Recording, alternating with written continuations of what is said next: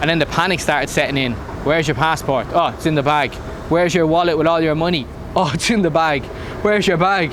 I don't know. How you doing, folks? Pete here from Thairish Times. What's the story? So I realised that I've been hitting the interviews hard recently, and I haven't told one of my own stories or a story about me for a long time. I think it's been about 4 or 5 months. So today I'm going to tell you the story about how I lost my passport, my luggage, my money within the first 4 hours of arriving in Thailand on my first ever trip to Thailand. And we're going to do that with a pint of Singer. Oh, that's good. Oh, I should have said sláinte. Sláinte, macarja.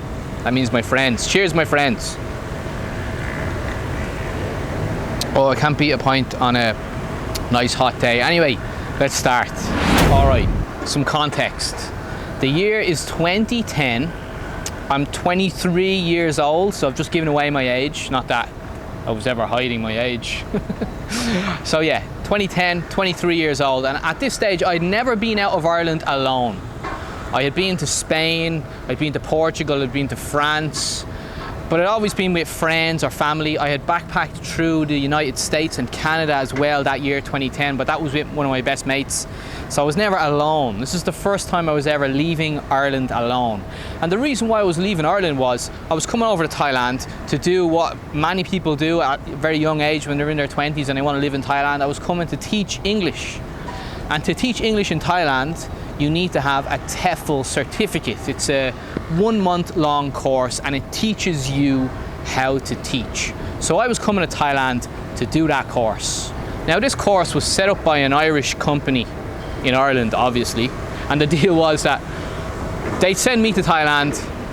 When I got off at the airport in Bangkok, Suvarnabhumi Airport, I would be met by one of their representatives and he would take me to the hotel and I would do the TEFL course in the hotel, and this was all supposed to be in Bangkok. So when I was in Ireland and I was booking all this, they said, yeah, we'll send you to Thailand, you'll be picked up at the airport, you'll go to your hotel, you'll do it all, the whole TEFL course in Bangkok, and at the end of it, this was an important point, you'll be guaranteed a job. And that was the kind of thing that really swayed me, because if you've never been to Thailand before and you're young and you don't really know how things work, and you hear that, oh, if I do this course and I'm guaranteed a job at the end of it, it's great, I'll do it. So I arrive at the airport in Bangkok. I went from Dublin, Dubai, Bangkok with Emirates, I think it was. More than likely Emirates. And I'd been out the night before in Dublin, you know, saying goodbye to my mates, had a couple of beers, and I went back home then, and I got about 2 hours sleep. So I remember it was an early morning flight to Dubai.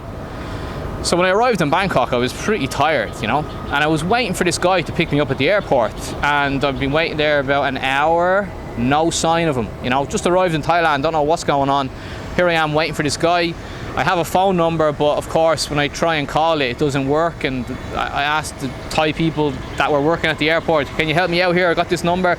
They were calling it and they were saying it doesn't work, and I can't speak Thai. Their English isn't that great, but it was a bit of a mess. Eventually, this guy shows up, right?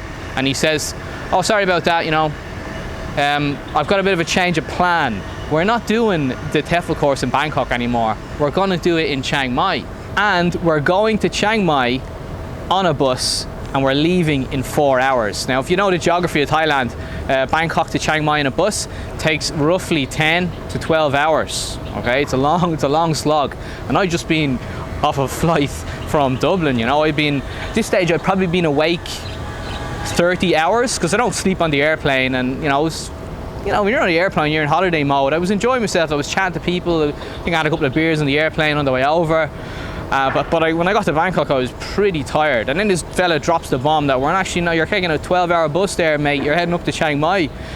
So he takes me into Chinatown, into a hotel called, I think it's called the Royal Orchid Hotel, big hotel in Chinatown. And he says, you have a hotel room booked for a couple of hours, enough to take a shower and freshen up. Now, I didn't want to freshen up in a hotel room, you know. I knew if I went to sleep, I wouldn't be waking up. I was that tired. It was And I was saying Dublin, knackered. I was knackered. So what I did was, I took a quick shower and I went down to the lobby. And I said, I'll sit out here, wait in the lobby, you know, all my bags packed, and I'll wait for this bus to come and pick me up. While I was in the lobby, I was looking around, and there was lots of other foreigners, and they were going to take this TEFL course as well, okay? I couldn't see any Irish people at the beginning, you know, it was a lot of South Africans, okay? That's fine, whatever. Nice people, get to know new people. But I wasn't in the mood to talk to people, I was tired, so I was just sitting there. And then a girl sits down beside me. Turns out she's from Ireland, and she's from a place called Meath, which isn't far from Dublin. So we have a lot in common. I get chatting to her. Her name's Maria. Shout out to you, Maria, if you're watching this. So I get chatting to Maria. Where you from? What you doing? Oh, you're doing the TEFL course as well? Oh, very good, very good. And then I started to get really, really sleepy, more and more tired. And then I look over in the lobby of the hotel. There's massage place, right? Like a foot massage and your normal Thai massage type of place, you know? And I'd never had a massage before. I remember back in Ireland, I used to date this Irish girl, and she used to study Thai massage, and she used to always go on about it, you know, and I never kind of paid any interest in it. So I wanted to try this massage. I said, you know what, I'm knackered, I'm tired, I'll go over and get this massage, you know? And I said to the Irish girl, I said, will you hang on to my bags here? This is me being naive, a young kid, you know.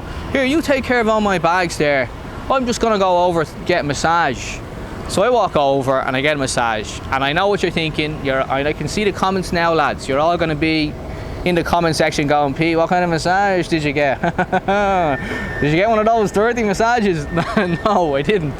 It was a foot massage, and it was by an old man. Yeah. Hold on, we have a beer. Yeah, so it was a foot massage by an old man. Now I'm sitting in the chair, what do you think's gonna happen? I fall asleep, pass out. I wake up, the guy asked me, where's, you know, 400 baht or whatever it was.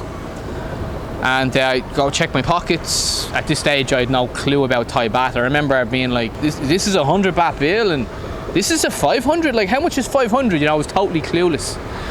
And I had a couple of 100 baht in my pocket, so I gave him the money, that was fine. Walked out into the lobby. All the bags are gone, all the people are gone, everything's gone. And I was like, what the hell just happened? I was in shock. Just standing there in this lobby. And then the panic started setting in. Where's your passport? Oh, it's in the bag. Where's your wallet with all your money? Oh, it's in the bag. Where's your bag? I don't know. So I walk over to the reception. At this stage I'm like stressed. I'm trying to explain to them, hey, you know, I'm here doing this TEFL course, and that I'm speaking real fast, I'm panicking, you know, Dublin accent. I'm here doing this TEFL course here. What's going on? Like, where's my bags? And the Thai staff were like laughing. They thought it was hilarious. I remember them bursting out laughing. Like everyone at reception, they were calling like the cleaner over, and they were telling the cleaner was laughing. Everyone was laughing. They're all standing around thinking this was hilarious. And I was just kind of, you know, in my mind thinking, why are you laughing? Like, what's so funny? You know, I didn't know Thai culture at the time or anything like that, you know. It's like, how can you be laughing at me in this situation? I'm stranded here. So eventually they make a phone call.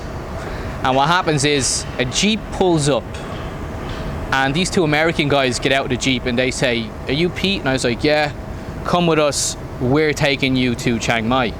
And I said, well, what about the bus with all the other people on it? Oh, that's already gone, you don't worry about that. We're taking you to Chiang Mai in this Jeep pickup. All right, so I get into the pickup. All right, so I get into this pickup, and you know, just bear in mind now that I'm brand new to Thailand, fresh, complete newbie, fresh fish. Never been to Thailand before, never learned that, didn't even know how to say hello, you know, total noob.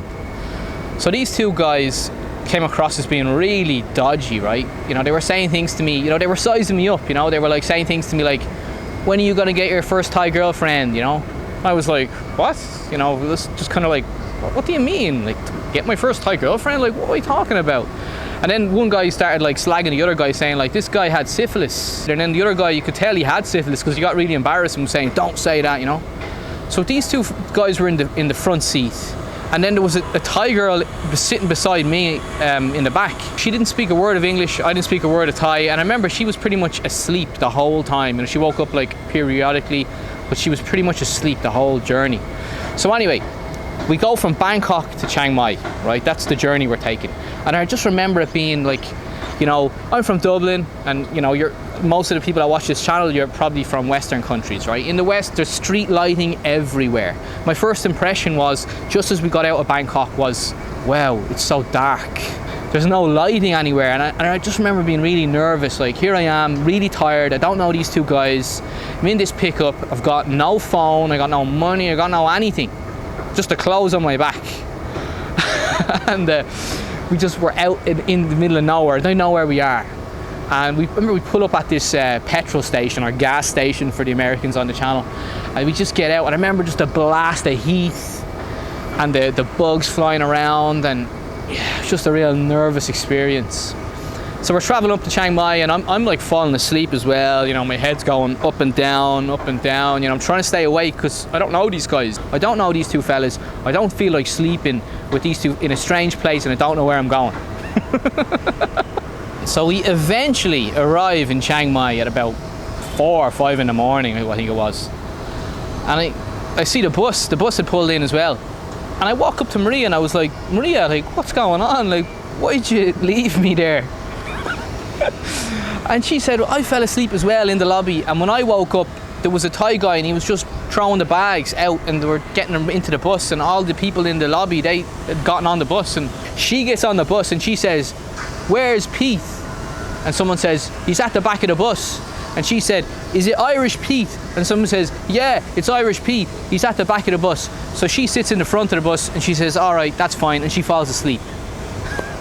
Turns out there were 3 Irish on this TEFL course. There was me, there was Maria, and there was another Pete.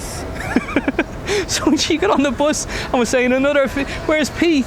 They were talking about the other Pete. And they were like, Irish Pete, yeah, Irish Pete. The other 27 people were South Africans. Couldn't make it up. Unbelievable. When I heard that, I just laughed. Anyway, I got all my belongings back. I got my passport, all my money, everything was fine. And I did the TEFL course in Chiang Mai. I had a great time, really fun experience, made friends for life, friends that I'm still in contact with today. But it was an interesting experience, and the guy that picked me up at the airport, he was like the guy organising all of this, right?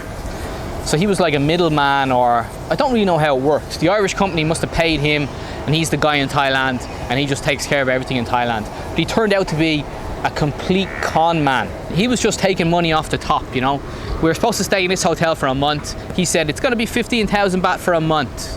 This kind of, 2-star hotel, wasn't a great hotel. But he said it's 15,000 baht. A couple of weeks in, I get talking to the receptionist and I said, how much is this hotel for a month? And she said 10,000 baht. So he just took 5,000 baht off the top. He was supposed to look after us. He was supposed to, talk us through and teach us about Thailand and all this type of stuff. No, he was gone. He just dropped us and he was gone back to Bangkok. All he did was he hired a TEFL teacher to teach us, and that was it. So he collected us at the airport. He organised transportation. He organised accommodation, and then he was gone. And I reckon for that he cleared about 400,000 baht. That's about 10,000 euro. And he did this a couple of times. Anyway, it turns out he was a complete con man, and he had to leave Thailand. That's the last thing I heard, was he disappeared out of Thailand. He obviously conned the wrong person. But you meet these type of people over in Thailand, that's just the way it works. And especially when you're brand new and you're a fresh fish, you're easily conned. And now the reason why I told that story today is because we've done a lot of serious topics recently on the channel, and I'm not the type of fella that wants to be the serious guy on YouTube all the time. I mean, I do like doing the interviews, and sometimes tough questions have to be asked, especially if you're making a certain type of content. But I do like to have a bit of crack and a bit of banter, and I do like a pint as well, in moderation of course. Anyway, got plenty more coming up on this channel. We've got one coming up with a New Zealander who made it big in the cleaning business in Thailand. Really clever guy. I felt like I was talking to Elon Musk. Like when you meet someone that's just on another level and they're just talking like, just spieling out pure intelligence. And I was just mesmerized, going like, wow, That was a testing interview for me, but we got that coming up on the channel as well. That's coming up next. Anyway, hope you liked that. Subscribe to the channel if you did. Leave me a like and a comment, or leave me a dislike if you want. And I'll see you on the next one. Take care of yourselves. Sláinte. Sláinte. Sláinte. Sláinte. Sláinte. Sláinte. Sláinte. I wish I had a Guinness. Maybe next time we'll have a Guinness. Cheers.